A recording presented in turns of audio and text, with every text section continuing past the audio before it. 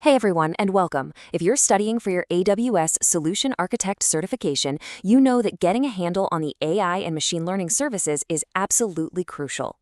So today, we're going to dive deep into one of the most powerful services in that stack, AWS Rekognition. We'll cover what it is, how it works, and most importantly, exactly what you need to know from an architect's point of view. So take a look at this picture. You and I, we instantly see it, right? There's a car, a street, some buildings. But the real question is, how does a machine see this?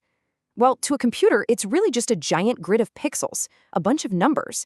And that's the whole challenge of computer vision, teaching a machine how to find the meaning in all those pixels that we see so easily.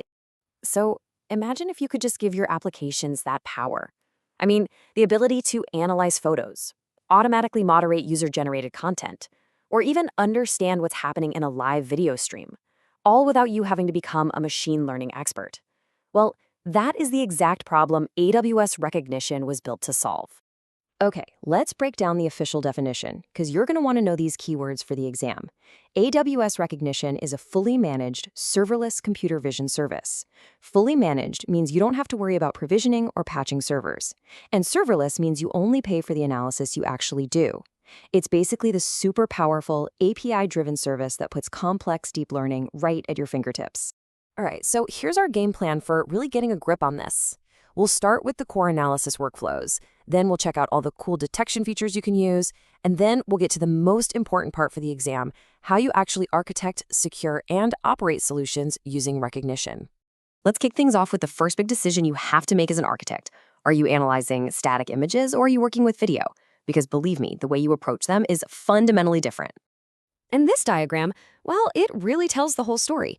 See the path on the left for images? It's a straight shot. You make a call, you get a result back. Simple. But now, look over at the paths for video on the right. Notice how they involve a few more steps? That distinction is absolutely vital when you're designing your application. So here's the bottom line.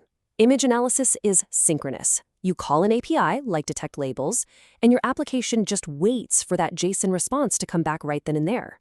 But video analysis, that's asynchronous, because it can take a lot longer. You kick off a job with a start operation, Rekognition goes off and does its thing, and when it's finished, it sends a message to an SNS topic. Only then does your application call a get operation to go and grab the results.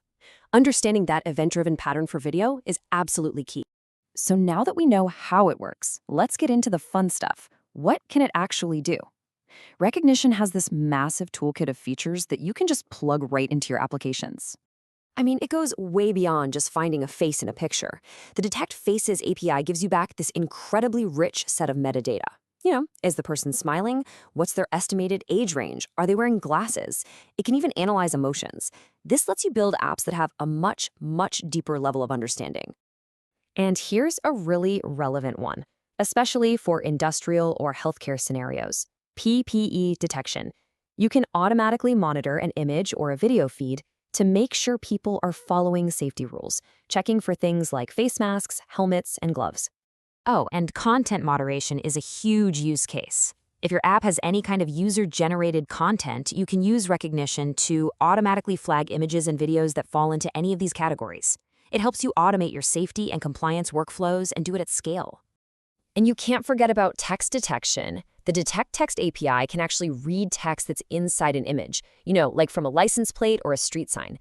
This is super useful for stuff like processing documents or even indexing a whole library of photos based on the words inside them. Now listen up. This is a really critical best practice that AWS hammers home, and you absolutely need to know it. The service gives you a confidence score for everything it finds. For any sensitive use case, especially anything related to public safety, AWS is very clear. You should set that confidence threshold to 99% or higher and always have a human in the loop for review. This is a non-negotiable operational guideline. Okay, so let's put all the pieces together. How do we, as architects, actually build something with this? Let's walk through a classic serverless pattern. This right here, this is a pattern you will almost certainly see on the exam. It's beautiful. An image gets uploaded into an S3 bucket. That event automatically triggers a Lambda function. The Lambda function's code then calls the Rekognition API. It takes that JSON response from Rekognition and stores the important bits in a DynamoDB table so you can query it later. It's just so efficient, scalable, and super cost-effective. And of course, we have to talk about security. You have got to lock down access using IAM policies. You give your Lambda function only the specific recognition actions it needs and nothing more. That's the principle of least privilege. All the API calls are already encrypted, which is great. But for that extra layer of security, you can use VPC endpoints to make sure the traffic between your app and Rekognition never ever leaves the AWS network. All right, so you've built your application. Now what? How do you run it reliably in production? Let's talk operations. You know, every AWS service has its limits, or quotas, and Rekognition is no different. As an architect, you need to be aware of the default transactions per second, or TPS, for the APIs you're using. If your app needs to go bigger than these defaults, no problem. You can request an increase through a support case. Just make sure you plan for it ahead of time. For operational excellence, and that's a key phrase, you need eyes on your system. Amazon CloudWatch gives you all the metrics you need to monitor the health and performance of your API calls. You can set alarms on things like error rates or latency, and for security and auditing, AWS CloudTrail logs every single API call, giving you a complete audit trail. And yes, I'm showing you this number again because it is that important. For any use case that touches public safety, the guidance from AWS is crystal clear. A 99% minimum confidence score, and it must be paired with human review. That is a best practice you just have to remember. So let's boil it all down. Here are the crucial takeaways for the exam. Number 1, Rekognition is managed and serverless. 2, know the difference between synchronous for images and asynchronous for video. 3, be able to draw that S3 Lambda recognition pattern in your sleep. And finally, know how to secure it with IAM and monitor it with CloudWatch. We've covered the what, the how, and the why of AWS Rekognition from an architect's point of view. This service gives you this incredible set of capabilities, so the only question left is, now that you can build applications that can literally see and understand the world, what amazing problems are you going to solve? Thanks for joining me.